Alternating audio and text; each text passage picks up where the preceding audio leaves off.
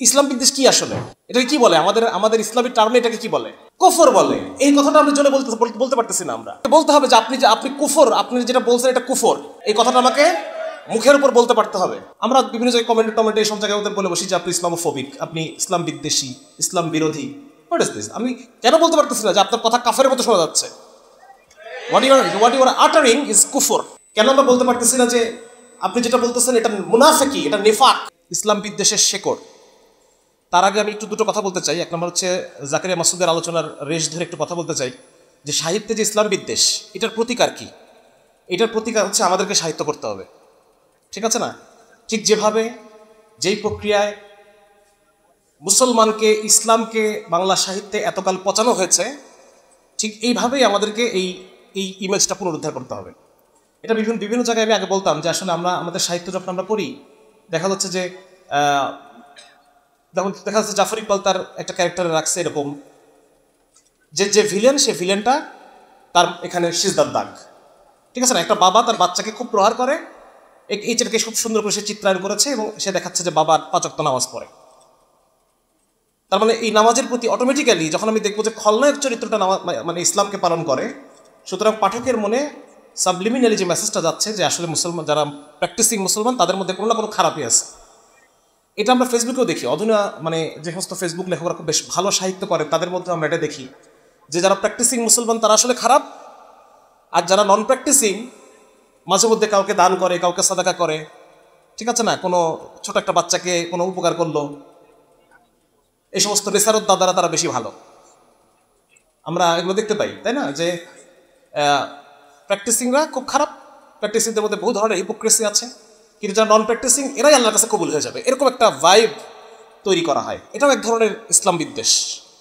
এটা হয়তো আমরা আলোচনা করবো যে কীভাবে আমাদের যারা আমরা ইসলামপন্থী তারা কীভাবে ইসলাম বিদ্বেষটাকে ইন্টারনালাইজ করে, নিজেদের মধ্যে নিয়ে এটাকে প্রকাশ করে বিভিন্ন সময়। এটা নিয়ে হয়তো আমি শেষে একটা পয়েন্ট আলোচনা করবো। বাকি আমাদের এখন করণীয় হচ্ছে আমাদেরকেও লেখালেখি করতে হবে এবং এইভাবে লেখালেখি করতে হবে যেখানে যে দেখা যাচ্ছে গোয়েন্দা কাহিনীর যে মেইন ক্যারেক্টার, যে প্রধান গোয়েন্দা, সে বলছে ঠিক আছে একটু পর্যন্ত থাক, বাকিটা আমরা নামাজ পড়ে এসে আলোচনা করব। হ্যাঁ, সে বলছে যে নামাজ পড়লে পর মাথাটা একটু ক্লিয়ার হবে আর একটু খুলবে, তখন আমরা বাকিটা আলোচনা করব। এরকম করে সে একটা সফটলি আমরা ইসলামের কথা না বলেও ইসলামের বিষয়গুলোকে আমরা পুশ করতে পারি। তো এই যে সাহিত্যের ইসলাম বিদ্বেষটা কাটানোর উপায়টা আমার কাছে এরকমটা মনে হয়, বাকি আপনারা যারা যেটা ভালো মনে করেন। আচ্ছা, আরেকটা গুরুত্বপূর্ণ বিষয় হচ্ছে যে আমরা কিছু জায়গায় আমাদের মূল টার্ম থেকে দূরে সরে যাচ্ছি। যেমন ইসলামোফোবিয়া, এটা নিয়ে আমরা খুব বেশি আলোচনা করতেছি যারা আমরা ইসলামকে ধারণ করার চেষ্টা করি বা তৌহিদি জনতা আমরা যারা, আমি নিজেকে মনে করি, সো যারা নিজেদেরকে মনে করি, তো ইসলামোফোবিয়া বা ইসলাম বিদ্বেষ এই কথাগুলো আমরা বলি। ইসলাম বিদ্বেষ কি আসলে? এটাকে কি বলে? আমাদের ইসলামিক টার্মে এটাকে কি বলে? কুফর বলে। এই কথাটা আমরা জোরে বলতে পারতেছি না। আমরা আমাকে বলতে হবে যে আপনি কুফর, আপনি যেটা বলছেন এটা কুফর, এই কথাটা আমাকে মুখের উপর বলতে পারতে হবে। আমরা বিভিন্ন জায়গায় কমেন্টে এই সব জায়গায় ওদের বলে বসি যে আপনি ইসলামোফোবিক, আপনি ইসলাম বিদ্বেষী, ইসলাম বিরোধী। What is this? আমি কেন বলতে পারতেছি না যে আপনার কথা কাফের মতো শোনা যাচ্ছে? What you are uttering is কুফর। কেন আমরা বলতে পারতেছি না যে আপনি যেটা বলতেছেন এটা মুনাফিকি, এটা নিফাক? সুতরাং ইসলাম বিদ্বেষ এটা আসলে কি আমাদের টার্মে এটা হচ্ছে কুফর, যদি কাফের যেটা করবেন তো কুফরি, আর মুসলমান নামধারী যদি এই কাজগুলো করে তাকে আমরা কি বলবো? সরাসরি আমরা এটাকে নিফাক বলতে হবে আর কি। আচ্ছা, তো আমি আমার মূল আলোচনায় চলে যাচ্ছি যে বাংলাদেশে যে ইসলাম বিদ্বেষ যেটা, এইটার শিকড়টা কি। সবার আগে আমাদের যেটা মৌলিকভাবে এটা আমরা মূল আলোচনাটা আগে করে সাইড করে রাখি, সেটা হচ্ছে যে এটা ইমান এবং কুফরের দ্বন্দ্ব। বাংলাদেশে ইসলাম বিদ্বেষের শেকড়টা কি? ইমান এবং কুফরের যে চিরন্তন দ্বন্দ্ব, এটাই মূল শিকড়, এটাই শিকড়। এখানে ইসলামের সাথে সমস্ত জাহেলিয়াতের যে মৌলিক দ্বন্দ্ব রাসূলুল্লাহ সাল্লাল্লাহু আলাইহি ওয়াসাল্লামের যুগ থেকে ধারাবাহিকভাবে চলে আসছে, এটা তার একটা অংশ, আর কিছুই না।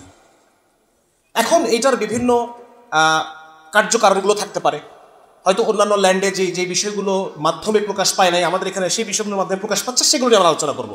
কিন্তু মৌলিকভাবে আমাদেরকে এটা অ্যাড্রেস করতে হবে যে এটা ইমান এবং কুফরের যে চিরন্তন দ্বন্দ্ব, আল্লাহর সাথে ইবলিসের যে ঔদ্ধত্য, ইবলিসের যে চ্যালেঞ্জ, সেই চ্যালেঞ্জের ফল হচ্ছে এই সমস্ত বিষয়গুলো, তাই না? এটা আমাদেরকে, এটা হচ্ছে আমাদের মৌলিক কথা। এই কথাটা এখন আমরা সাইডে রেখে বাকি এটার প্রক্রিয়াগুলো আমি একটু আলোচনা করব। প্রথম প্রক্রিয়া হচ্ছে যে এই ভূখণ্ডে, বাংলাদেশ ভূখণ্ডে আমরা 2 দফা কলোনিয়ালিজমের শিকার। আমরা ডাবল কলোনি, 2 দফা কলোনিয়ালিজমের শিকার। প্রথম আমরা ব্রিটিশের কলোনি হয়েছি 1757 সালে, এবং তার পরবর্তীতে আমরা, এটা আপনি মানেন আর না মানেন, এটা এখন আমাদের বলতে হবে এই জিনিসগুলা, 1971-এ বাঙালি জাতীয়তাবাদের মাধ্যমে আমরা ভারতের কলোনি হয়েছি, যেটা হওয়ার কথা ছিল না। এমনকি মরহুম গোলাম আজম রহমতুল্লাহ আলাই, উনি এই কথা, শেখ মুজিবকে এই কথা বলছেন যে এই দেশের যে একটা অ্যালাইনমেন্ট, 1200 মাইল ফারাকে 2টা দেশ, এটা একটা সময় এমনি আলাদা হবে, কিন্তু এখন আপনি যেটা করতেছেন এভাবে করেন না, এভাবে করলে আমরা ভারতের উপনিবেশ হয়ে যাব, এভাবে এটা করেন না, এটা অন্যভাবে এমনি হবে, কিছুদিন পরে এটা এমনি হবে। এই কথাটা উনি বলেছেন শেখ মুজিবকে।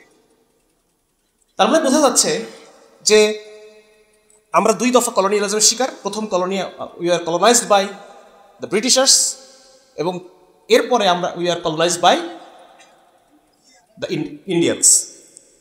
এখন এখানে আমাদের একটু বুঝতে হবে যে ব্রিটিশদের ইসলামোফোবিয়া এবং ইন্ডিয়ানদের ইসলামোফোবিয়া, স্বাভাবিকভাবেই আমি খুব শর্টে কিছু জিনিস শেষ করে ফেলতেছি, এগুলো আপনারা জানেন সব। ব্রিটিশদের ইসলামোফোবিয়ার মূল জায়গাটা কোথায়? মুসলমানদের সাথে চলমান যে, হ্যাঁ, প্রায় 100 বছর ধরে ওদের সাথে চলা আমাদের যে ক্রুসেড, 100 বছর তার বেশি ধরে 11টা ক্রুসেড তাদের সাথে আমাদের হয়েছে, এবং এই ক্রুসেডের কারণে যে ইউরোপের ইসলামোফোবিয়ার, যে ইসলাম বিদ্বেষের একটা ডেমনস্ট্রেশন হচ্ছে আমাদের এই ব্রিটিশদের ইসলামোফোবিয়া, যেটা তারা এই ল্যান্ডে এসে করছে। এটা বোঝা খুব সহজ। এখানে ইউরোপের সাথে, খ্রিস্টান রোমের সাথে আমাদের মুসলিম খেলাফতের প্রায় 11টা ক্রুসেড হয়েছে, যেখানে একটাতে তারা জিতছে, বাকি সবগুলোতেই তারা পরাজিত হয়েছে। তো এই জায়গা থেকে ইউরোপে ইসলামের যে ইমেজ তৈরি হয়েছে, এটা নিয়ে আলোচনা করতে গেলে ভিন্ন একটা আলোচনা, যে ইউরোপে আসলে এখানে একজন স্কলার লিখছেন এভাবে যে রাসূলুল্লাহ সাল্লাল্লাহু আলাইহি ওয়াসাল্লামের উপরে 60,000 বই ইউরোপে রচিত হয়েছে, যার প্রত্যেকটাই তার ক্যারেক্টার অ্যাসাসিনেশন করে। বিভিন্ন মাত্রায় আল্লাহ রসুল সম্পর্কে তাদের ক্যারেক্টার অ্যাসাসিনেশন, সেটা নিয়ে আলোচনা করতে গেলে দীর্ঘ আলোচনা হয়ে যাবে। এবং কোনো জায়গায় তারা বলতেছে মুসলমানরা মূর্তি পূজক, কোনো জায়গায় বলছে মুসলমান দে ওয়ার্শিপ মোহাম্মদ, এ ডেমিগড নেম মোহাম্মদ, এরকম বিভিন্ন রকম আজে বাজে আলোচনা দিয়ে ইউরোপের ইসলামের যে পিকচার ইউরোপে, এটা এভাবে শেপ হয়েছে।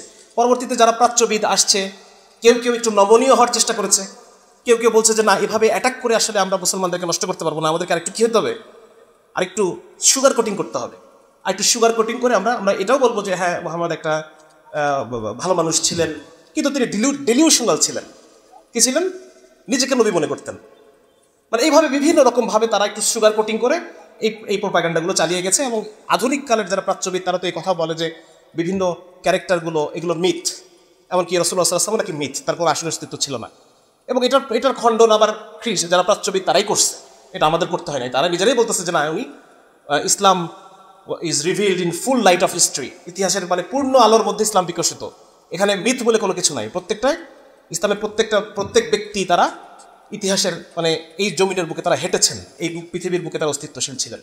তো ব্রিটিশদের যে ইসলামোফোবিয়া, তাদের যে ইসলাম বিদ্বেষ, এই ইসলাম বিদ্বেষটা তারা যখন আমাদেরকে কলোনাইজ করেছে, এটাকে তারা বিভিন্নভাবে ইমপ্লিমেন্ট করেছে, আরও আমরা সামনে আলোচনা করব। আর ব্রিটিশদের সাথে ব্রিটিশ মনাদের যে ইসলাম বিদ্বেষ, এটা আবার কানেক্টেড, ঠিক না? যারা আমরা গোলামের ফুট গোলাম নাকি, হ্যাঁ, নেটিভ কিছু মানুষ আছে না। যখন লর্ড মেকলে যখন শিক্ষা ব্যবস্থা প্রণয়ন করলো, তখন তার উদ্দেশ্য হিসেবে কি বলেছিল সে পার্লামেন্টে? সে বলেছিল আমাদের এই শিক্ষা ব্যবস্থার উদ্দেশ্য হচ্ছে কি তৈরি করা? ইন্টারপ্রিটার তৈরি করা, যারা জনগণের সাথে শাসকদের সম্পর্ক তৈরি করবে, তারা মন মগজে, তারা চামড়ায় বাদামি হলেও তাদের মন মগজ হবে ইংরেজ। তো ঠিক সেটাই হয়েছে, মন মগজে তারা, আজকে ব্রিটিশরা আমাদেরকে শাসন করে না, কিন্তু যারা শাসন করে আমাদেরকে, তারা এই চিলড্রেন অফ মেকলে, তারা মেকলের সন্তান। হ্যাঁ, যার কারণে মেকলের মানে ব্রিটিশের যে ইসলামোফোবিয়া, সেটা তারা উত্তরাধিকার সূত্রে পাইছে নাকি, উত্তরাধিকার সূত্রে তারা এটাকে পেয়েছে এবং তারা এটাকে ডেমনস্ট্রেট করছে। আচ্ছা, আরেকটা হচ্ছে হিন্দুদের ইসলামোফোবিয়া। এটাও বোঝা খুব মানে কঠিন না। ইমান কুফরের চিরন্তন দ্বন্দ্ব, সেখান থেকে এটা হিন্দুরাও করে, এটাকে ইনহেরিট করে। এবং সেখানে দেখা যাচ্ছে যে যেহেতু এখানে আসার পরে মুসলমানরা শাসক এবং হিন্দুরা যেহেতু শাসিত, তো সেই জায়গাটা থেকে তাদের মনের মধ্যে একটা ক্ষোভ আছে। তারা বারবার চেষ্টা করেছে আবার পাওয়ারটা গেইন করার জন্য। আমরা জানি যে সুলতানি আমলে রাজা গণেশ আবার সেই পাওয়ারকে তার ক্যাপচার করেছে। পরবর্তীতে আল্লাহ রাব্বুল আলামিন গণেশের ছেলেকে হেদায়েত দিয়ে দিয়েছেন। গণেশের যে ছেলে, তাকে হেদায়েত দিয়ে আবার মুসলমানদের হাতে ক্ষমতা দিয়ে দিয়েছেন। এই বিষয়গুলো আমরা জানি যে এই যে পাওয়ার স্ট্রাগল, এটার মধ্য দিয়ে তো কিছুটা এমনিতে ইমান কুফরটা বাদ দিয়ে যদি আমি রেখে দেই, তারপরও এটার মাধ্যমে তার ইসলামের প্রতি তাদের যে ভুল ধারণা এবং ইসলামের প্রতি তাদের যে আতঙ্ক বা বিদ্বেষ, সেই বিদ্বেষটা তৈরি হয়েছে। এবং একই সাথে আমি একটু আগেই বলেছি যে হিন্দু মনা কিছু আছে। ব্রিটিশের ইসলাম বিদ্বেষ, ব্রিটিশ মনাদের ইসলাম বিদ্বেষ, হিন্দুদের ইসলাম বিদ্বেষ, হিন্দু মনা যারা আছে, বাঙালি জাতীয়তাবাদ যে সাবস্ক্রাইব করবে তার মধ্যে ইসলাম বিদ্বেষ আসবে। বাঙালি জাতীয়তাবাদ এটা একজন সাবঅল্টার্ন স্টাডিজ এর একজন স্কলার অসীম রায় উনি দেখিয়েছেন, এটা প্রমাণ করে যে বাঙালি জাতীয়তাবাদ এটা আসলে হিন্দু জাতীয়তাবাদ। হিন্দু জাতীয়বাদের যে হিন্দু রিভাইভালিজম, এটা নিয়ে আমি তো সামনে সময় পেলে কিছুক্ষণ আলোচনা করবো ইনশাল্লাহ। এটা আমাদের আরও বুঝতে সহজ হবে কীভাবে এই জিনিসগুলো তৈরি হলো। তাহলে আমরা এই জিনিসটা বুঝতে পারলাম। এখন আমরা দেখি যে যখন 1757 সালে ব্রিটিশ এদেশে আসলো, এদেশে আসার পরে তারা প্রথমে, আমরা যে ইতিহাসগুলো জানি, তারা দেওয়ানি অর্জন করলো। দেওয়ানি অর্জন করার ফলে সেই সময় মুর্শিদ কুলি খানের সময় থেকেই ইভেন মোগল পিরিয়ডেও হিন্দুরা শিক্ষা দীক্ষায় বেশ এগিয়েছিল। এবং হিন্দুরা যারা বিশেষ করে উচ্চবর্ণ হিন্দু যারা, তারা মুসলমানরা সামলাইতো হচ্ছে সামরিক দিকগুলো এবং শাসনের দিকগুলা, আর ভূমি ব্যবস্থাপনা এবং অর্থনীতির সমস্ত বিষয়গুলোতে হিন্দুরা একচেটিয়া প্রাধান্য লাভ করছে। এবং বিশেষ করে মুর্শিদ কুলি খানের সময় থেকেই এই জায়গাগুলো একদম মানে পুরোটাই হিন্দুরা দেখত। উচ্চবর্ণের হিন্দু যারা ছিল তারা এগুলো দেখত। তো ব্রিটিশরা যখন এদেশে এসে দেওয়ানি লাভ করলো, মানে রাজস্ব আদায় করার যে ইয়েগুলো, তখন তারা স্বাভাবিকভাবেই সহযোগী হিসেবে কাদেরকে পেল? কাদেরকে পাবে? হ্যাঁ, তাদেরকে পাবে, যেহেতু তারা জমি জমাগুলো সামলাইতো। এটাকে বলা হয়তো কানুনগো বিভাগ। হ্যাঁ, কানুনগো বিভাগের পুরা দিকটাই ওরা দেখত, বিভিন্ন মুসলিম জমিদারদের বিষয়গুলো ওরা দেখত। তো যার কারণে ওরা এটা তাদের ফুল সাপোর্ট পেয়ে গেল। এবং তারা সহযোগী হিসেবে ব্রিটিশরা যখন বিভিন্ন এজেন্সি হাউস নির্মাণ করলো, সেখানে হিন্দুরা চাকরি করলো। এবং স্বাভাবিকভাবেই মুসলমানরা কিন্তু যেহেতু তারা পাওয়ারে ছিল, ব্রিটিশ তাদেরকে সরাই দিছে, তারা চাকরিচ্যুত হয়ে গেছে, তাদের সেনাবাহিনী ডিসমেন্টাল হয়ে গেছে, সেনাবাহিনীর চাকরি হারাই ফেলছে তারা। তারপর আস্তে আস্তে ব্রিটিশরা যখন শরিয়া ল শেষ করে দিয়ে সেখানে ব্রিটিশ আইন আনলো, সেখানে স্বাভাবিকভাবেই মুসলমান যারা উকিল, মুসলমান বিচারক, এরা সবাই চাকরি হারাই ফেললো, ঠিক না? তো যার কারণে শুরু থেকেই মুসলমানরা বারবার চেষ্টা করছে ক্ষমতা রিগেইন করার জন্য, যেটাকে ওরা ওয়াহাবি আন্দোলন বলে। কখনো ফকির বিদ্রোহ, হ্যাঁ, কখনো আমরা 1857 সালে যে সিপাহী বিদ্রোহ হয়েছে, নীল বিদ্রোহে মুসলমানদের একটা সিগনিফিকেন্ট, মুসলমান কৃষকদের একটা বড় পার্টিসিপেশন ছিল এই বঙ্গ এলাকায়। তো প্রত্যেকটা জায়গায় তারা মুসলমানদের, এবং আপনি যদি উইলিয়াম হান্টার দেখেন বা লর্ড কর্নওয়ালিসের কিছু মন্তব্য আছে, এই সমস্ত জায়গায় উনি বারবার এটা বলতেছে যে হিন্দুদেরকে পোষ মানানো সহজ, কিন্তু এই মুসলমানরা আবার বিদ্রোহ করবে আমাদের বিরুদ্ধে। সুতরাং তারা হিন্দুদের সাথে একটা ক্লোজ ইন্টিমেসি তৈরি হলো, একটা কানেকশন তৈরি হলো ব্রিটিশদের। এবং এই ব্রিটিশ ব্রাহ্মণ যে আতাত, এটার মধ্য দিয়ে তারা অনেক কিছু করলো। এবং মুসলমানদের যে শিক্ষা ব্যবস্থা ধ্বংস হয়ে গেল, মুসলমানদের যে 80,000 মাদ্রাসা ছিল বেঙ্গলে, 80,000 মাদ্রাসা, এই 80,000 মাদ্রাসা প্রত্যেকের নিষ্কর লাখেরাজ ভূমি ছিল, সেই জমি দিয়ে তারা চলতো, ওস্তাদদের বেতন হইতো। তো ব্রিটিশরা আস্তে আস্তে এই জিনিসগুলোকে তারা বাজেয়াপ্ত করে ফেললো। সুতরাং আমাদের শিক্ষা ব্যবস্থা ধ্বংস হয়ে গেল, তাই না? এই ইতিহাসগুলো আপনারা কম বেশি জানেন। এবং ব্রিটিশ পণ্ডিত মিলে তারা আরেকটা কাজ করলো, মুসলমানদের যে আইডেন্টিটি, মুসলমানরা যেন এই ভূখণ্ডে শেকড় কাটা হয়ে যায়, মুসলমানরা যেন এই ভূখণ্ডে নিজেদেরকে আর খুঁজে মানে দাবি করতে না পারে, এই জন্য তারা বাংলা ভাষায় হাত দিয়ে দিল। ব্রিটিশ ব্রাহ্মণ মিলে তারা বাংলা ভাষা থেকে, সেই সময়কার যে বাংলা ভাষা ছিল, মানুষ কথা বলতো যে ভাষায়, শুধু তাই না, দাপ্তরিকভাবে যে ভাষায় লেখা হইতো, ফার্সি দাপ্তরিক ভাষা ছিল, বাংলাতেও দাপ্তরিক কাজকর্ম করা হইতো ব্রিটিশ আসার আগে, সিরাজউদ্দৌলার সময়, এই মুর্শিদ কুলি খান এই সময়। তো সেইখানে তারা এই ভাষাটাকে তারা বদলাই দিল। 1801 সালে ফোর্ট উইলিয়াম কলেজে, সেখানে এই মৃত্যুঞ্জয় তর্কালঙ্কার নামে একজন সংস্কৃত পণ্ডিতের সাহচর্যে উইলিয়াম কেরি নামে এক ভদ্রলোক, সে বাংলা ভাষার ব্যাকরণ লিখল সংস্কৃত ব্যাকরণের আদলে। এবং সে বলল যে বাংলা ভাষার 75% শব্দই হচ্ছে সংস্কৃত। আর ভয়াবহ সব বিরাট বিরাট সংস্কৃত শব্দ সেই অভিধানের মধ্যে ঢুকাই দিল, আর দাবি করলো যে বাংলা আর সংস্কৃত খুব কাছাকাছি ভাষা। তাহলে আমরা যে ভাষাটা বাংলা ভাষাটা বলতাম সেখানে প্রচুর পরিমাণে আরবি ফার্সি শব্দ ছিল। ও বললো যে এটা বাংলা না, এটা হলো হিন্দুস্তানি ভাষা, দোভাষী বাংলা। আর যেটা আমরা লিখলাম বাঙালিরা বাংলা পারে না। কি বললো? উইলিয়াম ক্যারি বলল যে বাঙালিরা বাংলা পারে না, সুতরাং আমরা সংস্কৃত ব্যাকরণের আদলে বাংলা ভাষাটাকে সাজায় দেব। এই সাজায় দিল। এর ফলে আজকে আমাদেরকে এই প্রশ্ন শুনতে হয় যে প্রায় আনন্দবাজারে আপনারা কিন্তু এই খবর দেখবেন যে বাংলা ভাষার কি অবস্থা। হ্যাঁ, বাংলা ভাষা কেন গোসল বলা হচ্ছে? এটা কেমন বাংলা ভাষা? বাংলা ভাষা কি গোসল বলা? বাংলা ভাষায় স্নানকে কেন গোসল বলা হবে? গোসল আরবি শব্দ। এরকম প্রায়ই তাদের হাজারি শোনা যায়। মানে তারা বলতে চায় যে আমরা প্রকৃত বাংলাটা আমরা বলি না, অতএব আমরা প্রকৃত বাঙালি না। এটা নিয়ে বিস্তারিত আলোচনা গতদিন আমি একটা ফোরামে এটা নিয়ে আমি আলোচনা করছি। তো তারা এই কাজটা করলো মুসলমানদেরকে অস্তিত্ব পরিচয়হীন করার জন্য। শিক্ষা ব্যবস্থা ধ্বংস করা হলো এবং ব্রিটিশ ব্রাহ্মণ যে আতাত, এটা তো আমরা সহজে বুঝতে পারতেছি। কোরআন আল্লাহ তাআলা তো বলেই দিয়েছেন, আল কুফরু মিল্লাতুল ওয়াহিদা, কাফেররা একসাথে কাজ করবে মুসলমানদের বিরুদ্ধে।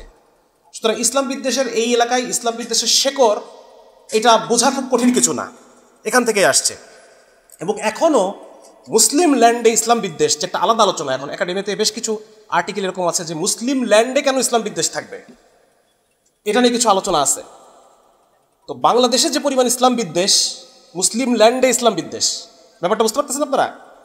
মুসলমানরা সংখ্যাগরিষ্ঠ, কিন্তু সেখানে ইসলাম বিদ্বেষ কেন আছে? তো বাংলাদেশ হচ্ছে এইরকম ভূখণ্ডের মধ্যে একদম টপ মোস্ট, যেখানে মুসলমান সংখ্যাগরিষ্ঠ এলাকায় ইসলাম বিদ্বেষ। এর পিছনে কারণ হলো আমরা 2 দফা কলোনাইজড। এটা আরেকটি পয়েন্ট আর কি। তো যেখানে ঘটনাটা বলতেছিলাম যে সেই সময় আস্তে আস্তে মুসলমানদের ক্ষমতাকে শেষ করে দেওয়া হলো এবং হিন্দুদেরকে কাছে টেনে নেওয়া হলো। কাছে টেনে নিয়ে নেওয়ার পর 1857 সালে যে মহাবিদ্রোহ বা আমাদের যে প্রথম স্বাধীনতা আন্দোলন হয়েছে, এইখানে হিন্দু মুসলমান একসাথে ব্রিটিশদের বিরুদ্ধে যুদ্ধ করছে। হিন্দু সোলজার, মুসলিম সোলজার, তারা ব্রিটিশদের বিরুদ্ধে যুদ্ধ করছে। এবং তখন তাদের একটা ইয়ে হলো যে আসলে এই যে হিন্দু মুসলমান এটাকে ব্রেক করতে হবে, এভাবে থাকতে দেওয়া যাবে না, এদেরকে একদম আলাদা করে 2 প্রান্তে নিয়ে যেতে হবে। ব্রিটিশদের যে বিখ্যাত ডিভাইড অ্যান্ড রুল পলিসি, আমরা তো জানি ডিভাইড অ্যান্ড রুল পলিসি। 1829 সালে লেফটেন্যান্ট কর্নেল জেমস টড নামে একজন ব্যক্তি, সে একটা বই লিখল। এই জায়গাটায় আরও বিস্তারিত আলোচনা আছে যে ব্রিটিশরা 1800 সালের আগে চেষ্টা করছিল এই এলাকার মানুষের মতো করে শাসন করার জন্য, কিছুটা নরম ছিল। 1800 সালের পর থেকে তারা একটু অ্যাগ্রেসিভ হয়ে গেল। তারা বলল যে না, এদেরকেই, নেটিভদেরকেই আমাদের সভ্যতা মানতে হবে। এটা প্রাচ্যবাদী, ইঙ্গবাদী এটার একটা মানে ট্রান্সফরমেশন হয়েছে ব্রিটিশ শাসনে। তো 1829 সালে তারা এই ভদ্রলোক যে বইটা লিখলো, ইনি বিশ্ববিদ্যালয়ে পাশ করে নাই। এই যে জেমস টড যার কথা বলতেছি, ইতিহাসের উপর তার কোনো এক্সপার্টাইজ নাই, সে একজন মিলিটারি ম্যান এবং সে একজন ডিপ্লোম্যাট। এই লোক একটা বই লিখলো, দ্য অ্যানালস অফ রাজস্থান। এবং সেই বইয়ে সে দাবি করলো যে ব্রিটিশরা মূলত এখানে এসে হিন্দুদেরকে বাঁচাইছে। মুসলমানরা হিন্দুদের উপর কত অত্যাচার করছে এটার কিছু কল্পিত কাহিনী এবং হিন্দু বীরদের কিছু কল্পিত বীরত্বকে সে সামনে নিয়ে এসে সে দাবি করলো যে হিন্দুরা মুসলমানদের শাসনে অত্যধিক নিষ্পেষিত ছিল এবং ব্রিটিশরা এসে তাদেরকে মুসলমানদের হাত থেকে রক্ষা করছে। এটা আপনারা একটু পরে আসতেছি, আমি আগে এই কথার বাস্তবতাটা আপনার সাথে আলোচনা করি, অল্প একটু সময় আলোচনা করব। সেটা হচ্ছে ব্রিটিশরা এইটার পিছনে অন্যতম ভিলেন বানায় দিল হচ্ছে আওরঙ্গজেবকে মেইন ভিলেন বানায় দিল। এখন এই আওরঙ্গজেবের বাস্তবতা যদি আমরা দেখতে যাই, একটু আরেকটু আলোচনা, ওটা খুব বেশি আলোচনা করবো না। তবে ইতিহাস যেটা বলে যে আওরঙ্গজেব বাদশাহ আকবর, যাকে হিন্দুরা এত পছন্দ করে, তার আমলে মানে সর্বোচ্চ পজিশনে, এটাকে বলে মনসবদার, সম্ভবত 10,000 আর্মির জেনারেল, মানে সবচাইতে বড় পোস্ট। এই পোস্টে হিন্দু ছিল বাদশাহ আকবরের সময় 14 জন, আর আওরঙ্গজেবের সময় এই পোস্টে হিন্দু ছিল 148 জন। তারপর আওরঙ্গজেব খারাপ। তারপরে আওরঙ্গজেবের একটা বই আছে, এটা মানে বিনয় ঘোষের অনুবাদ করা, আওরঙ্গজেবের চিঠি। সেখানে আমরা দেখি আওরঙ্গজেব কয়েকটা চিঠিতে আওরঙ্গজেব লিখতেছে যে নিয়োগ দেওয়ার ক্ষেত্রে, চাকরিতে নিয়োগ দেওয়ার ক্ষেত্রে হিন্দু মুসলমান দেখো না, একদম যাকে নিয়োগ দেবে তাকে বলতেছে চাকরিতে নিয়োগ দেওয়ার ক্ষেত্রে যোগ্যতা দেখো। তাহলে যে আওরঙ্গজেবকে হিন্দুরা এত ঘৃণা করে তার বাস্তবতা দেখাইলাম। তাহলে আরো বাদবাকি জিনিসের বাস্তবতা কি দাঁড়ায়? এবং আওরঙ্গজেবের সময় এটা লিখতেছে হচ্ছে আপনার আওরঙ্গজেব যিনি ফরাসি চিকিৎসক আওরঙ্গজেবের ছিল একজন ফ্রাঁসোয়া বার্নিয়ার, উনি লিখতেছেন যে আওরঙ্গজেবের মূল যে ডান হাত বাম হাত যেগুলো ছিল এরা সব ছিল হিন্দু। চিতোরের রাজা ছিল, রাজা জয়সিংহ ছিল, রাজা যশবন্ত সিংহ ছিল কাবুলের গভর্নর, আওরঙ্গজেব তাকে নিয়োগ করছে কাবুলের গভর্নর হিসেবে, মুসলমান এলাকার গভর্নর হিসেবে একজন হিন্দুকে নিয়োগ করছে। সুতরাং ওদের যে মুসলিম কর্তৃক হিন্দু নির্যাতনের যে একটা রূপকথা, এই রূপকথার উপর ভিত্তি করে পুরা হিন্দুত্ববাদের আলোচনাটা দাঁড়ায় আছে, একদম রূপকথার উপর ভিত্তি করে। তারা বলতেছে আওরঙ্গজেব মন্দির ভাঙছে, কিন্তু এটার কোনো প্রমাণ তো পাওয়া যায় না, বরং আওরঙ্গজেব যে মানে কিছু কিছু জায়গায় মন্দিরের জন্য জমি টমি দান করছে এরকম ডকুমেন্ট আছে। তার মধ্যে একটা হচ্ছে চিত্রকূটের একটা মন্দির আছে, বালাজি মন্দির, সেখানে আওরঙ্গজেব এটা করছে। বলা হয় যে আওরঙ্গজেব জিজিয়া কর দিচ্ছেন, হ্যাঁ জিজিয়া কর আওরঙ্গজেব দিচ্ছেন, কিন্তু আরো 65টা কর যে উঠাই দিছে এইটার কথা কিন্তু বলবে না। এটা লিখতেছে প্রফেসর যদুনাথ সরকার, উনি বলতেছে বইটার নাম হচ্ছে মুঘল অ্যাডমিনিস্ট্রেশন। উনি বলতেছেন আওরঙ্গজেব 65 প্রকার কর উঠায় দেন, এই জন্য রাষ্ট্রের সেই বাজারে 5,000 কোটি টাকা ক্ষতি হয়েছে। আর যেহেতু আওরঙ্গজেব ইসলামিক মাইন্ডেড ছিলেন, হ্যাঁ আলেম ওলামা ঘেঁষা মানুষ ছিলেন, যার কারণে ইসলামের যে বিধান জিজিয়া কর সেই করটা আরোপ করা হয়েছে। তার আমলের প্রথম 16 বছর ধরে 65 প্রকার মতান্তরে 80 প্রকার ট্যাক্স উঠাই হিন্দুদের উপর শুধু একটা ট্যাক্স রাখা হয়, যেটা জিজিয়া কর, ইসলাম সম্মত যে করটা। এরপর এটা হচ্ছে মানে মুসলমানদের প্রতি হিন্দুদের যে মানে ইসলাম বিদ্বেষ, তার বাস্তবতা হচ্ছে এটা। এবং এইটা ব্রিটিশ এই দুই তো আগে থেকে ইসলামোফোবিক তারা আছে, তার মধ্যে ব্রিটিশ আবার তাদের এটাকে একটা রাজনৈতিক রূপ দিল। কি দিল? আগে থেকে যেটা ছিল সেটাকে একটা রাজনৈতিক রূপ দেওয়া হলো। এবং এর পরবর্তীতে আমরা দেখি 1857 সালের পর থেকে সেখানে হিন্দুদের মধ্যে 3 ধরনের চিন্তার উৎপত্তি হয়। 3 ধরনের চিন্তা। এক ধরনের চিন্তা হচ্ছে মডার্নিস্ট টাইপের আর কি, হ্যাঁ সে যেমন হচ্ছে ওই ইয়ং বেঙ্গলের নাম শুনছেন আপনারা, সেখানে একজন ব্রিটিশ একজন বুদ্ধিজীবী ডি রোজিও, উনি এই ইয়ং বেঙ্গল এটা নিয়ে করেন। এবং সেখানে ওই আধুনিক আজকের দিনে যেরকম দেখি না আমরা মডার্ন বিভিন্ন চিন্তা চেতনা, সেকুলারিজম, হ্যাঁ লিবারালিজম, হ্যাঁ এই জিনিসগুলো তখন ওরা চর্চা করতো।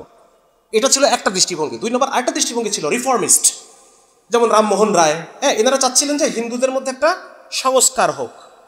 এরা একটু নাস্তিক ছিল, এরা ছিল যে এইসব ধর্ম সবই খারাপ। আর ওই রামমোহন রায়রা চাচ্ছিল যে এটা একটু সংস্কার হোক। আর আরেকটা গ্রুপ ছিল বঙ্কিমচন্দ্র চট্টোপাধ্যায়, এই ধরনের যারা ছিল, ঈশ্বরচন্দ্র গুপ্ত, এরা ছিল হিন্দু জাতীয়তাবাদী। এবং এই হিন্দু জাতীয়তাবাদের মূল বেস ছিল এই যে জেমস টডের যে অ্যানালস অফ রাজস্থান, মানে হিন্দুদের উপর মুসলমানদের নির্যাতনের যে একটা কল্পিত চিত্র, এটা ছিল তাদের মূল বেস। আমার কথাগুলো আপনারা বুঝতে পারতেছেন, কানেক্ট করতে পারতেছেন? আচ্ছা, এখন বঙ্কিমচন্দ্র ওরা লাগাতার তারা যে কাজগুলো করলো, কয়েকটা কাজ তারা করলো, সেই এখন যেরকম আপনার আমাদের বিভিন্ন মিডিয়া দেখতে পাচ্ছেন না, সেই সময়কার মিডিয়া ছিল নাটক। মানে শত শত এই কলকাতা এই সমস্ত এলাকায় শত শত নাট্যশালা, থিয়েটার ছিল।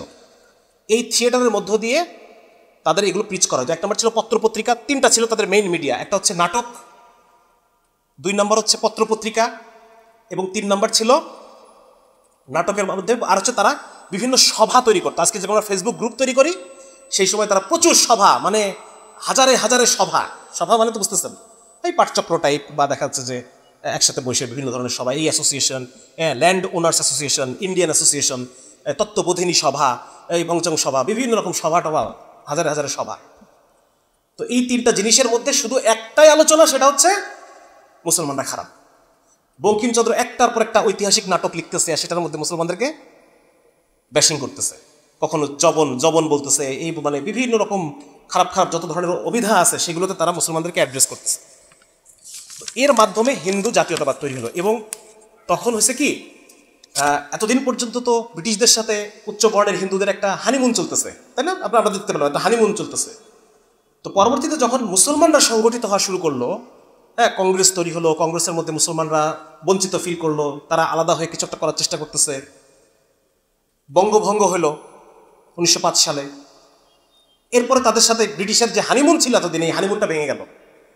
এতদিন তারা সবখানে হয় যেন ব্রিটিশেরই জয়, মানে। এবং 1857 সালে এই যে বঙ্কিমচন্দ্র এরা, ঈশ্বরচন্দ্র গুপ্ত, তাদের পত্রপত্রিকা যে কী ধরনের কথাবার্তা লিখছে, এটা যদি আপনাদেরকে দেখাতে পারতাম।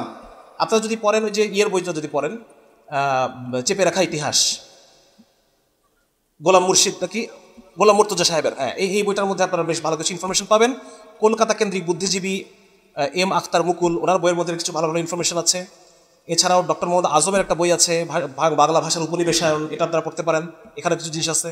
রইসুদ্দিন আরিফ নামে একজন বামপন্থী লেখক আছে, তার একটা বই আছে আত্মবিস্মৃত বাঙালি, সেখানে আপনারা কিছু ভালো ইনফরমেশন পাবেন। মোট কথা এইগুলো মানে এই যে হিন্দু জাতীয়তাবাদের যে উত্থান 1905 সালে যখন বঙ্গভঙ্গ হয়ে গেল, বঙ্গভঙ্গ হওয়ার ফলে সবচাইতে বেশি ক্ষতিগ্রস্ত হলো কারা? সবচেয়ে বেশি ক্ষতিগ্রস্ত হলো এই বাংলা অঞ্চলে যে হিন্দু জমিদাররা ছিল, তারা সবচেয়ে বড় ক্ষতিগ্রস্ত হলো। 1793 সালে চিরস্থায়ী বন্দোবস্ত হয়েছে, আপনারা জানেন তো, চিরস্থায়ী বন্দোবস্ত। এই চিরস্থায়ী বন্দোবস্তে একটা আইন ছিল সূর্যাস্ত আইন।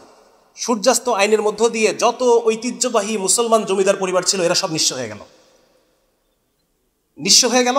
আর ব্রিটিশদের সাথে যারা যে সমস্ত হিন্দুরা ব্যবসা করে করে প্রচুর টাকা জমাইছে, টাকা ইয়ে করছে, এরা তখন এই জমিদারিগুলো কিনে নিল। যার কারণে আজকে আপনারা যদি উইকিপিডিয়া একটু দেখেন যে পূর্ববঙ্গের জমিদার বাড়িগুলো একটু যদি সার্চ দেন, দেখবেন সেখানে 334টা জমিদার বাড়ির কথা আছে।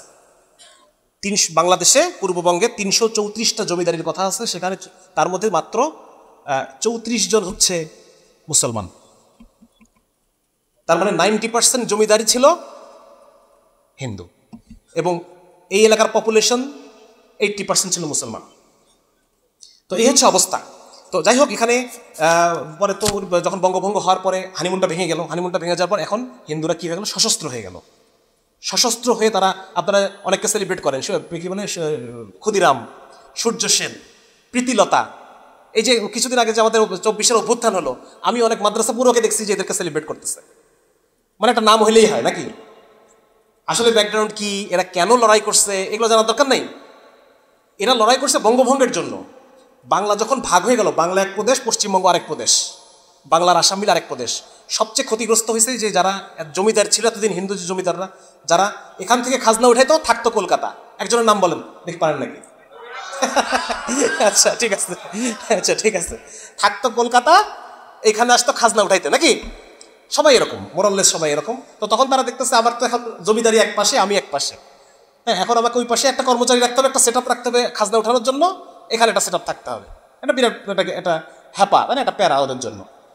তো এই কারণে তখন ওই সময়ে তারা স্বদেশী আন্দোলন, এই যে কি বলে, কিছুটা সন্ত্রাসবাদী আন্দোলনের দিকে চলে গেল। এই ক্ষুদিরাম যে সন্ত্রাসবাদী আন্দোলন, তারপর যে সূর্য সেন, প্রীতিলতা, এই সন্ত্রাসবাদী যে ইয়েগুলা, এর পিছনে কারণ কি? কেন মুসলমানদের আলাদা প্রদেশ হবে? ওই সেই পুরানো ইসলাম বিদ্বেষ, ঠিক না? এই কন্টিনিউশন কিন্তু চলতেছে। কেন মুসলমানদের আলাদা দেশ হবে? কেন মুসলমানদের ওখানে ঢাকায় ইয়ে হবে? ঢাকায় কেন বিশ্ববিদ্যালয় হবে? চাষাভূষারা বিশ্ববিদ্যালয় দিয়ে কী করবে? আশুতোষ মুখোপাধ্যায় ছিল এর মূল, যে ঢাকায় বিশ্ববিদ্যালয় হওয়া যাবে না। তো এই যে একটা এর প্রেক্ষিতে এর ঠিক 6 বছর পরে আবার ওরা বঙ্গভঙ্গটাকে ক্যান্সেল করে দিল। হিন্দুরা যে পরিমাণ অ্যাগ্রেসিভ হয়ে গেছে ওই সময়, হ্যাঁ, এটাকে আর ব্রিটিশরা আর হিম্মত করলো না। তারা আবার বললো ঠিক আছে, তারা বাতিল, যাও আবার এক। তো এই হচ্ছে ইসলাম বিদ্বেষের এবং দ্বিজাতি তত্ত্ব। হ্যাঁ, জিন্নার যে মানে এই যে হিন্দু আর মুসলমান যে একসাথে থাকতে পারে না, এইটার মূল কারণ এই হিন্দু জাতীয়তাবাদ। এইটা পশ্চিমবঙ্গের যে হিন্দু যারা স্কলার বা বামপন্থী যারা হিন্দু ব্যাকগ্রাউন্ড স্কলার, তারাই এটাকে প্রুভ করছেন। বিশেষ করে জয়া চ্যাটার্জির একটা বই আছে, বাংলা ভাগ হলো। এই বইটার মধ্যে আপনারা পাবেন যে মূলত হিন্দুদের যে অ্যাক্টিভিটিস মুসলমানদের সাথে একসাথে থাকার কোনোভাবেই সম্ভব ছিল না তাদের জন্য, বিশেষ করে হিন্দু জাতীয়তাবাদের কারণে। এই জন্য জিন্না 1940 সালে যে দ্বিজাতি তত্ত্বের যে কথাটা বললেন, মানে দুই জাতির দুই দেশ, ওদের সাথে থাকা সম্ভব না, এই কথাটা ওই আন্দোলনের প্রেক্ষিতে আসছে। তাই পরবর্তীতে যখন 47 সালে পাকিস্তান প্রতিষ্ঠা হলো, এইটা কাদের পক্ষে গেল? ওদের পক্ষে না আমাদের পক্ষে? আমাদের পক্ষে আসলো। এখন পাকিস্তান রাষ্ট্রটা যখন হয়ে গেল ধর্মের ভিত্তিতে, এখন এই প্রজেক্টটাকে তো সাকসেসফুল হতে দেওয়া যাবে না নাকি? এটা সাকসেসফুল হতে হবে না, তাহলে এই প্রজেক্টটাকে বানচাল করতে হবে। এই প্রজেক্টটাকে বানচাল করার জন্য আগায় আসলো কারা? এই জমিদারদের যারা স্ত্রী, জমিদারদের যারা জমিদারি হারাইছে। 1950 সালে পাকিস্তান সরকার আইন করলো, প্রজাস্বত্ব আইন। এই আইনের মাধ্যমে ওই 1793 সালের যে জমিদারি প্রথা চলে আসতেছে, ওইটা ক্যান্সেল করে দেওয়া হলো। যে জমি যে চাষ করতেছে ওটা তার, ঠিক আছে? জমির উপরে কৃষকের অধিকার প্রতিষ্ঠা হইল। এখন এই যে পাকিস্তানের মাধ্যমে মুসলমানরা যে জিতে গেল, আর আমরা জমিদাররা যে ক্ষতিগ্রস্ত হইলাম, আগে আসলো কারা? জমিদারদের যারা পরিবার, নাতিপুতি, ছেলে, স্ত্রী, এরা আগে আসলো। এরা গঠন করলো পূর্ব পাকিস্তান কমিউনিস্ট পার্টি। এবার মিলতেছে, ঘটনা মিলতেছে। হ্যাঁ, এখনকার যে আমাদের প্রধান যে কালচারাল গ্রুপ, তারা কোনপন্থী? ওই সেই হিন্দুত্ববাদের কন্টিনিউশন। হ্যাঁ, যার কারণে এখন এটা গঠন করার পরে তারা দেখেন, এটা খুব স্বাভাবিক একটা বিষয়। আমি অনেক কথা বলে ফেলতেছি, আমি জানি না এটা প্রচার হওয়ার পর ব্যাপারটা কেমন দাঁড়াবে। একটা দেশে অফিসিয়াল ল্যাঙ্গুয়েজ, এটা খুবই একটা সিম্পল এবং যৌক্তিক কথা। একটা দেশে একটা অফিসিয়াল ল্যাঙ্গুয়েজ থাকতে হবে, ঠিক কি না? এমন একটা ল্যাঙ্গুয়েজ থাকতে হবে যেটা ওই চিটাগাংয়েও বোঝে, যেটা ওই পঞ্চগড়ের লোকও বোঝে, সিলেটের লোকও বোঝে। এটা একটা অফিসিয়াল ল্যাঙ্গুয়েজ, দাপ্তরিক কাজগুলো হবে। এছাড়া দেখা যাচ্ছে প্রত্যেক এলাকার নিজস্ব একটা প্রাদেশিক ভাষা থাকবে। প্রদেশের যে হুকুমগুলো আছে, প্রদেশের যে অর্ডারগুলো, প্রজ্ঞাপনগুলো, অফিস আদেশগুলো, এইগুলা এটা একটা ভিন্ন ভাষায় হতে পারে। কিন্তু যখন কমিউনিকেশন হবে অন্য এলাকার সাথে, সেন্টারের সাথে, তখন একটা কমন ল্যাঙ্গুয়েজ থাকতে হবে না? এটা তো খুবই স্বাভাবিক একটা কথা। এটা কমন সেন্সের একটা ব্যাপার যে একটা ভাষা থাকবে যেটা, এবং এটা ওই ভাষাটাই হবে যেই ভাষাটা শিক্ষিত লোকে বোঝে, ঠিক কি না? এখন তো বাংলাদেশে ওই রায় লেখা হয় কোন ভাষায়? হ্যাঁ, সুপ্রিম কোর্ট ইংলিশে লেখা হয়। এটা তো কেউ কোনো কথা বলতেছে না, কারণ এই ভাষাটা যারা সুপ্রিম কোর্টের অ্যাফেয়ারগুলো যারা ডিল করবে তারা এই ভাষাটা বোঝে। তো ঠিকই একইভাবে যারা দেশের দাপ্তরিক কাজগুলো, দাপ্তরিক ভাষা তো ওই ভাষাটাই হবে। উর্দু ভাষা তো কোনো জনগণের ভাষা ছিল না। পাকিস্তানের মাত্র 2% লোক উর্দুতে কথা বলতো, কিন্তু শিক্ষিত মানুষ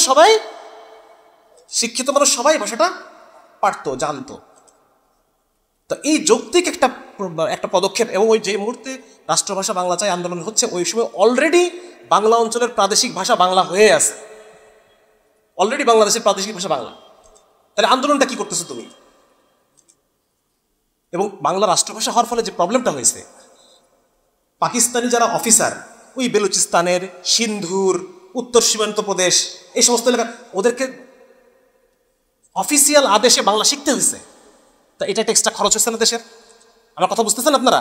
এখন যদি বলা হয় যে সমস্ত সরকারি অফিসারদের বাধ্যতামূলক চাট দিয়ে ভাষা শিখতে হবে, কারণ এটা একটা রাষ্ট্রভাষা, does it make any sense? এই জিনিসটার বিরুদ্ধে আন্দোলন হলো, এবং এই আন্দোলন করলো এই যে যারা আন্দোলন করলো তারা নিজেদেরকে বাঙালি জাতীয়তাবাদী বলল। এই কমিউনিস্ট পার্টির এরা, আরও যারা এদের সাথে যারা সম্পর্কযুক্ত, যারা মুহাজির মুসলমান ওই পাশ থেকে আসছে, 2 একজনের নাম বলতে পারবেন? ওই পাশ থেকে এসে মাতবাড়ি মারতেছে, অনেকে নাম চলে আসছে অলরেডি। আনিসুল হক আসছে, আগে আনিসুজ্জামান আসছে। হ্যাঁ, অনেকেই আছে যারা এখন জাকারিয়া যাদের নাম বলছে তাদের মধ্যে অনেকেই এখন এই মুহাজির, ওই পাশ থেকে আসে এই পাশে মাতবাড়ি করতেছে, ওই পাশ থেকে ডলা খাইছে, এই পাশে এসে এখন আমাদের বদনাম করতেছে। কোথায় ওদের বদনাম করবে, আইসে আমাদের বদনাম করতেছে। তো ঘটনাটা হচ্ছে এইটা। তো পরবর্তীতে এটা হলো, বাঙালি জাতীয়তাবাদের উত্থান হলো। এই বাঙালি, তার মানে এখন আপনারা কানেক্ট করতে পারতেছেন না যে বাঙালি জাতীয়তাবাদ মূলত কি? হিন্দু জাতীয়তাবাদ। হিন্দু জাতীয়তাবাদের এই দেশীয় কন্টিনিউয়েশন হচ্ছে বাঙালি জাতীয়তাবাদ। তাহলে এখন আমাকে বলেন, 71 সালে যেটা হয়েছে, এটা কি মুসলমানের পক্ষে গেছে না বাঙালি জাতীয়তাবাদের পক্ষে গেছে? 75 সালে যেটা হয়েছে এটা কাদের পক্ষে গেছে?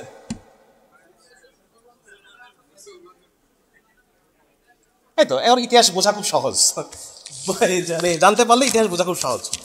আচ্ছা, তো মোটামুটি আমরা একটু আলোচনা করলাম যে আসলে মূলত শিকড়টা কোথায়, এবং অনেক কিছু আমাদের আলোচনার মধ্যে হয়ে গেছে, আলোচনা হয়ে গেছে। এখানে জমিদারি হাতছাড়া হয়ে গেছে তাদের। 60-এর দশকে বাঙালি জাতীয়তাবাদ আন্দোলন আলোচনা করছি, সব কিছু আলোচনা হয়ে গেছে।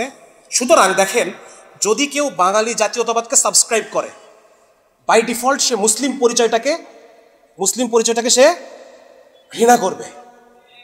দুটো তো অ্যান্টি। একটা হচ্ছে মুসলিম পরিচয়, যেই পরিচয়ের ভিত্তিতে আমরা একটা রাষ্ট্র পাইছি, আর ওরা চাচ্ছে যে না, রাষ্ট্র কেন হবে আলাদা? তাহলে দুটা রাজনৈতিকভাবে দুটো আলাদা হয়ে গেল না?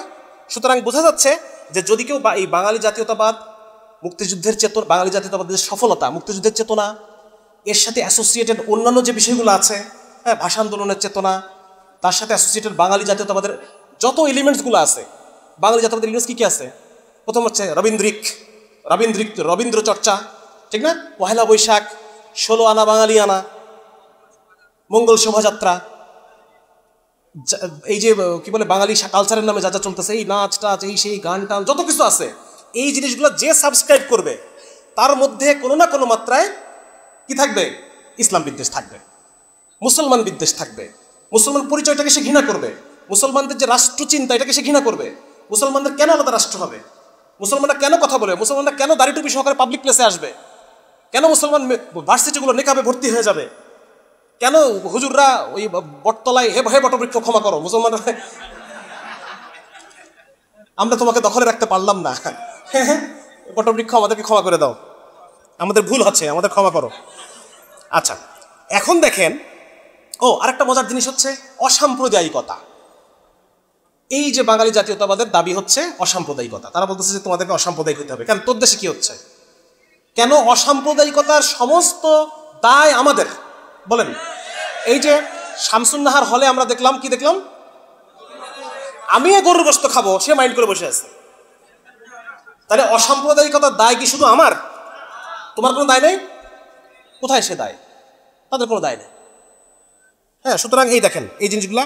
তো সুতরাং এটা খুব ইম্পর্টেন্ট যে 47 সালকে দেখেন, 47 সালের ইতিহাস তারা আনে না। 47 সালকে ঘৃণা করা, 47 সালের ইতিহাসকে চাপায় রাখা, 47 সাল যে পরিচয়ের ভিত্তিতে ধর্ম পরিচয়কে চাপায় রাখা, মুসলিম জাতীয়তাবাদকে ব্যর্থ প্রমাণ করা, মুসলমান পরিচয়টাকে বারবার প্রশ্ন করা, কোয়েশ্চেন করা, মুসলমানদের পাবলিক প্লেসে আসতে না দেওয়া, তাদের ভয়েস রেজ করতে না দেওয়া, এগুলো সবই এই এলিমেন্ট। এখন দেখেন 2001 সালে যেই ওয়ার অন টেররের যে বয়ান, এই আমার সময় কি শেষ হয়ে যাচ্ছে নাকি? কতক্ষণ আছে? আর আজান দিলে শেষ হবে? কতক্ষণ আছে? আর সময় নাই না? আচ্ছা, শেষ আলোচনা শেষ। তাইলে এখন দেখেন এই যে ওয়ার অন টেরর, এটার যে বয়ান যে মুসলমানরা খারাপ, তাহলে এটা মিলে গেছে না ওদের সাথে? এই সুযোগ কি ওরা ছাড়ে? এই সুযোগ তোরা ছাড়বে না। সুতরাং এই বয়ানটা তারা খুব সুন্দর করে গ্রাস্প করলো এবং গত 20 বছর ধরে তারা মুসলমানদের উপর এই জিনিসটা জানলো। এবং খুব স্বাভাবিকভাবে আপনি দেখবেন যে এই যে আমরা আগে দেখলাম ওই যে ব্রিটিশ আমলে যে সাহেব এবং পণ্ডিত একটা ঐক্য হয়েছে, ওয়ার অন টেরর ইস্যুতেও পশ্চিম এবং আমাদের যে সমস্ত প্রতিবেশী মানে ধর্মের যে ভাইরা আছেন আর কি, হ্যাঁ, এদের মধ্যে দেখবেন একটা অ্যালায়েন্স হয়েছে, হবেই। আল কুফরু বিল্লাতুল ওয়াহিদা, এটা হবে। সুতরাং এখানে আপনি পাবেন যে আওয়ামী লীগকে পাবেন, তারপর হচ্ছে বামপন্থীদেরকে পাবেন, অন্যান্য যারা ওই যে কালচারাল মিডিয়া, বিনোদন জগৎ, বুদ্ধিজীবী, শিল্পী, এদের সবাইকেই আপনারা পাবেন এই একই জায়গায়, যে মুসলিম বিদ্বেষ, ইসলাম বিদ্বেষ। তারা অস্বীকার করতে পারে, কিন্তু তারা কি কয়েকদিন আগে যে শিল্পকলার বললো যে আমি ইসলামের বিরুদ্ধে কিছু বলি নাই, তাহলে এত কি বললিটাকে? তাহলে পক্ষে কি বলছোস? এই হচ্ছে অবস্থা। আচ্ছা, এখন আমি একটু আলোচনা শেষ করে দেবো। সেটা হচ্ছে যে ইসলাম বিদ্বেষের কারণে মুসলমানদের মধ্যে, মুসলিম দেশ আমরা, মুসলমানের সংখ্যাগরিষ্ঠ, কিন্তু মুসলমানদের মধ্যে ইসলাম বিদ্বেষ আছে। এটা কেন আছে? এটা বিভিন্ন কারণে আছে। এর মধ্যে একটা হচ্ছে ডেমোক্রেটিক উইন্ডো আছে একটা। হ্যাঁ, আপনারা মানে ছবিটা দেখছেন কিনা, যে আমি ডেমোক্রেটিক উইন্ডো থেকে সরাই নিয়ে আসলাম, নিজেকে আমি সেন্টারে রাখলাম, এবং আমার সাথে যে আরেকটু ডানপন্থী তাকে আমি জঙ্গি বললাম। ব্যাপারটা বুঝতে পারছেন? মানে ডেমোক্রেটিক উইন্ডো তাকে নিজের দিকে সরাই নিয়ে আসা। শেখ হাসিনা কি করছে? ডেমোক্রেটিক উইন্ডো, যে আমি ডেমোক্রেসি করি, আমি সারা পৃথিবী জুড়ে যেই নৈতিকতা, ডেমোক্রেটিক নৈতিকতা, এইটাকে আমি সাবস্ক্রাইব করি, আর আমার ডান পাশে যারা যারা আছে, ডানপন্থী যারা আছে, বিএনপি, জামাত, আর যা আছে সবই জঙ্গি। ব্যাপারটা বুঝতে পারছেন? সবই ভিলেন। সুতরাং এই আমাদের ইসলামপন্থীদের মধ্যে কেউ কেউ এই ডেমোক্রেটিক উইন্ডোটাকে নিজের দিকে সরাই আনতে চায়। এরা যদি আমি যদি নিজেদেরকে নিয়ে আসতে পারি, তাহলে আমার বাম পাশে থাকে কারা? আওয়ামী লীগ, বামপন্থী। আর ডান পাশে থাকে কারা? না, আমি সরাই নিয়ে এসছি তো আমার কাছে যারা ইসলামিস্ট, যারা গণতন্ত্র সাবস্ক্রাইব করে না, এরা সব জঙ্গি। সুতরাং এটা একটা আরেকটা ইসলাম বিদ্বেষ। হ্যাঁ, মানে মুসলমানদের মধ্যে নিজেদের মানে পাওয়ার স্ট্রাগল বা ক্ষমতার যে টানাপোড়েন, এটার ফলে এক মুসলমান আরেক মুসলমানকে ইসলাম বিদ্বেষ করে। এটা আরেকটা মুসলমানদের মধ্যে ইন্টারনালাইজড ইসলাম বিদ্বেষ। এটা গেল একটা। 2 নম্বর হচ্ছে এর ফলে তারা কি করে দেখেন, এর ফলে ওই আরেকটা পক্ষকে সে মৌলবাদী বলতেছে আর নিজেকে সে লিবারেল দাবি করতেছে। এবং মৌলবাদী বলতে হলে সে কি করতে হবে? ইসলামের কিছু কিছু বিধানকে তার অপছন্দ করতে হবে, ঠিক না? তাহলে এটা কি ইসলাম বিদ্বেষ হয়েছে না হয় নাই? আমি যদি ইসলামের পর্দার বিধানকে অপছন্দ করি, এবং আমি যদি বলি যে যারা জঙ্গি তারা মেয়েদের সহশিক্ষার বিরুদ্ধে, আমি সহশিক্ষার পক্ষে, তাহলে এটা কি হলো? মেয়েরা মুখ খোলা রাখতে পারবে কি পারবে না এটা নিয়ে ওলামায়ে কেরামের সেই সাহাবীদের যুগ থেকে বিভিন্ন দালিলিকভাবে বিভিন্ন আলোচনা করতেছে। তারা একটা অল্প সংখ্যক হলেও তারা এই আলোচনাটা করতেছে। কিন্তু ছেলে মেয়ে একসাথে যে ফ্রি মিক্সিং করবে না, এটার ব্যাপারে কোনো ইখতিলাফ আছে নাকি কারণ?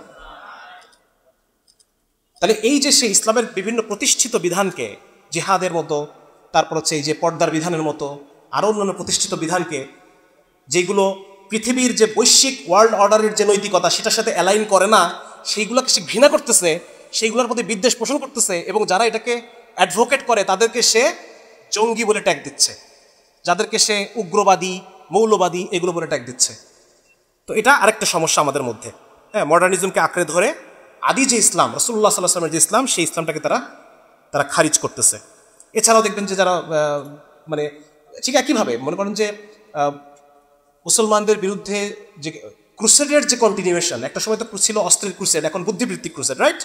সো বুদ্ধিবৃত্তিক ক্রুসেডকে এইটার মধ্যে যারা মানে এই ভূত যাদের ঘাড়ে সওয়ার হয়েছে, ওদের বুদ্ধিবৃত্তিক ক্রুসেডের শিকার যারা হয়েছে, তারা স্বাভাবিকভাবে ইসলামকে আর কি করবে না, আর ইসলামকে তার ভালো লাগবে না, হ্যাঁ, আর ইসলামকে সে পছন্দ করবে না। সুতরাং এই সেই কেন্দ্রিক যারা লিবারাল, মুসলিমদের মধ্যে যারা নিজেকে লিবারাল পরিচয় দেয়, ফেমিনিস্ট পরিচয় দেয়, হ্যাঁ, তারা সবাই ইসলামের যে বিষয়গুলো আছে এই বিষয়গুলোকে তারা অপছন্দ করে। এখন করণীয় কি? অলরেডি রফিক ভাই কিছু কথা আলোচনা করছে, আমরা যে আলোচনাটা মোটামুটি একটা কম্প্রিহেন্সিভ একটা জায়গায় আসছে, তাই না? সুতরাং আমাদের এখানে মূল শেকড় আমরা বুঝতে পারলাম যে এক তো ইমান কুফরের দ্বন্দ্ব, চিরন্তন দ্বন্দ্ব আছেই, সেই সাথে এই জায়গার যে রাজনীতি, ইসলাম বিদ্বেষের যে রাজনীতিকীকরণ, হ্যাঁ, যে রাজনীতিকরণ, এই যে শিবির বলে মেরে ফেললো, আমরা দেখলাম গত 20 বছর ধরে আমরা দেখতে পাচ্ছি। এমনকি ইসমাইল ভাই বললেন যে বিএনপির আমলেও প্রচুর শিবিরের ছেলেদেরকে হত্যা করা হয়েছে, জামাত ইসলামের অনেক নেতাকর্মীকে হত্যা করা হয়েছে। তো এটার পিছনে আসলে মূল কারণ এইটাই, ইসলাম বিদ্বেষ। হ্যাঁ, এবং ওই যে আইডিওলজিগুলোর কথা আমি আলোচনা করলাম, এই আইডিওলজিগুলোকে যেই সাবস্ক্রাইব করবে সে তার মধ্যে ইসলাম বিদ্বেষ আসতে বাধ্য। তো এটাকে এখন আমরা চ্যালেঞ্জ করবো কিভাবে? অলরেডি কিছু বিষয় আলোচনা হয়ে গেছে, আমি আরও কিছু বলে শেষ করে দিচ্ছি। সেটা হচ্ছে 1 নম্বর, মুসলিম আত্মপরিচয়কে আঁকড়ায় ধরা। আমি আপনাদেরকে আবার বলতেছি, ইসলাম হচ্ছে এই এলাকার রাজনীতি, ইসলামী রাজনীতি। সুতরাং আপনি যদি এটা করতে চান, আপনি এটাকে পুরো সাবস্ক্রাইব করেন। অর্ধেক নিলাম, কিছু নিলাম, বাকিগুলোকে একটা মডার্নিস্ট জায়গায় আসলাম, মডারেট জায়গায় আসলাম না। আপনি যদি মানুষকে আসলেই চান মানুষের সাপোর্ট নিতে, এই ভূখণ্ডের মূল পলিটিক্সটা হচ্ছে ইসলাম। এই জন্য অনেকে বলে যে গরুর মাংস শুধু একটা খাবার না, it's a part of politics. হ্যাঁ, এটা পলিটিক্স মানে মুসলমান, কিন্তু আমাদের তো মুসলমানদের কি পুরোটাই আমাদের ইসলাম তো পুরোটাই কি, পুরোটাই রাজনীতি। হ্যাঁ, পুরোটাই হচ্ছে এটা ইসলাম মানে যেখানে ইসলাম থাকবে সেখানে পাওয়ার স্ট্রাগল থাকবে, সেখানে পাওয়ার গেইনের বিষয় থাকবে, সেখানে রাষ্ট্রচিন্তা থাকবে। এটা না থাকে, এটা অ্যাবসেন্ট থাকার কোনো সুযোগই নাই। সুতরাং এই বিষয়টা আমাদের মাথায় রাখতে হবে যে আসলে 1 নম্বর হলো আমাদেরকে যদি এই আত্মপরিচয়ের যে লড়াই, ইসলাম বিদ্বেষের সাথে ফাইট যদি করতে হয়, আমাদেরকে ইসলামকে আরও বেশি করে আঁকড়ায় ধরতে হবে। যে আগে দাড়ি 1 ইঞ্চি রাখতেন তাকে ছেড়ে দিতে হবে, যে টুপি পরতেন না আগে তাকে পরতে হবে, যে পাঞ্জাবি পরতেন না আগে তাকে পরতে হবে। আপনি সুন্নত মনে করেন আর না করেন, কিন্তু আপনি যদি এই অঞ্চলের পাওয়ার স্ট্রাগলে আপনি যদি ভূমিকা রাখতে চান, আপনাকে এটা করতে হবে। একটা ঘটনা বলি আপনাকে, আনোয়ার শাহ কাশ্মীরি রাহিমাহুল্লাহ, উলামায়ে দেওবন্দের মধ্যে সবচাইতে মানে হাদিসের বিষয়ে বা ইসের বিষয়ে অনেক বেশি কঠোরতা অবলম্বন করতেন উনি। হ্যাঁ, অনেক বেশি কঠোর ছিলেন সেই সমস্ত ইমান আকিদাগত বিষয়গুলোতে। উনি একটা জেলায় গেলেন, একটা জায়গায় যে উনি দেখলেন একটা গ্রামের মধ্যে মানুষ মানে দিন ধর্মের তো কোনো কিছুই নাই, কানফুটা করে, হিন্দুদের মতো নাম রাখে, কিন্তু একটাই প্র্যাকটিস তারা করে, আশুরার সময় তারা একটা তাজিয়া মিছিল করে, এইটাকে তারা ইসলাম মনে করে। তখন উনি ওনাদেরকে বললেন, ওইখানে তো দাওয়াতি কাজ করা সম্ভব না, ইমিডিয়েট তো অত কিছু করা, পরিবর্তনকে আনা সম্ভব। উনি তাদেরকে বললেন, তোমরা এই কাজটা ছাড়ো না। তার মানে কি উনি তাজিয়া মিছিল থেকে অ্যাডভোকেট করলেন? উনি বললেন, উনি যেটা বুঝছেন যে এই একটা সুতার উপরেই টিকে আছে ওদের ইমান আকিদা, এই একটা সুতার উপরে, এটাকে যদি সরাই দেয় এটা পুরোটাই হিন্দু হয়ে যাবে। বুঝতে পারছেন আমার কথা? সুতরাং এই এলাকায় আমি এটা বলতে চাচ্ছি, এই উদাহরণটা আমি এই জন্য টানলাম, ইসলামের যত চিহ্ন, ইসলামের যত, সেটা যে সবসময় সুন্নতি হতে হবে এটা জরুরি না, যত ধরনের চিহ্ন ইসলামের আছে এই চিহ্নগুলোকে আপনায় নেন, এই চিহ্নগুলোকে আঁকড়ায় ধরেন এবং ফিল্ডে আমাদেরকে অ্যাক্টিভিটি করতে হবে। আজকে যে এমসানের আজকে আত্মপ্রকাশমূলক অনুষ্ঠান নাকি, এবং এমসানের উদ্দেশ্য হচ্ছে এইটা, আমরা ইসলামকে মেইন স্ট্রিমিং করতে চাই, ইসলামকে মসজিদ মাদ্রাসা থেকে বের করে এনে মানুষের দরজায় মুসলমান দাঁড়ায় আছে, দাড়ি টুপিওয়ালা ছেলেরা দাঁড়ায় আছে মানুষের দরজায়। এই জায়গায় আমরা ইসলামকে নিতে চাই। মানুষ যেন বুঝতে পারে যে তাদের সামাজিক সমস্যা, অর্থনৈতিক সমস্যা, রাজনৈতিক সমস্যা সমস্ত জায়গায় দাড়ি টুপিওয়ালার আগায় আছে, তাদের পাশে আছে, তাদের হয়ে ভয়েস রেইজ করতেছে। এই জায়গায় আমরা এই এমসানকে আমরা নিতে চাই মানুষের পাশে। এবং আপনাদের সেদিন একজন আমাকে খুব গুরুত্বপূর্ণ কথা বলতেছে, ভাই পাওয়ার আসে আস্থা থেকে। আস্থা থেকে, মানুষের আস্থা থেকে পাওয়ার জেনারেট হয়। উদাহরণ হিসেবে তিনি আহমদুল্লাহ সাহেবের কথা বললেন যে মানুষ তার উপর আস্থা রাখছে বলেই আজকে উনি একটা শক্তি। তো একই রকমভাবে আজকে যদি আমরা সামাজিকভাবে, অর্থনৈতিকভাবে, রাজনৈতিকভাবে মানুষের আস্থা অর্জন করতে পারি, ইনশাল্লাহ আমরা এই এলাকায় একটা শক্তি হয়ে দাঁড়াবো ইনশাল্লাহ। সবাই কাজ করবো তো ইনশাল্লাহ ভাই? এমসানের সাথে সবাই থাকবেন তো ইনশাল্লাহ? আল্লাহ তাআলা সবাইকে তৌফিক দান করুন। এবং আল্লাহ রাব্বুল আলামিন আমাদেরকে এখন কথা বলার সুযোগ দিচ্ছেন। আপনারা মাঠে, ময়দানে, স্কুল, কলেজে সবখানে ছড়ায় পড়েন এবং মানুষকে ইসলামের যৌক্তিকতা বোঝান, মানুষকে ইসলামের সৌন্দর্য বোঝান। একজন মানুষ যদি দুনিয়ার জীবনে সুখী হইতে হয়, তার কি লাগবে বলেন? ধরেন সে আখিরাত বিশ্বাস করে না, কিন্তু তার দুনিয়ার জীবনে সে সুখী হইতে চায়, ইসলাম ছাড়া পারবে? ইসলাম ছাড়া পারবে না। আখিরাত নিয়ে যার কোনো চিন্তা ফিকিরও নাই, তাকে যদি দুনিয়াতে একটা ভালো সুন্দর জীবন কাটাইতে হয়, তার ইসলাম লাগবে অবিকল্প। ইসলাম কি? কিভাবে ইসলাম অবিকল্প, এই জিনিসটা মানুষকে বোঝাবে।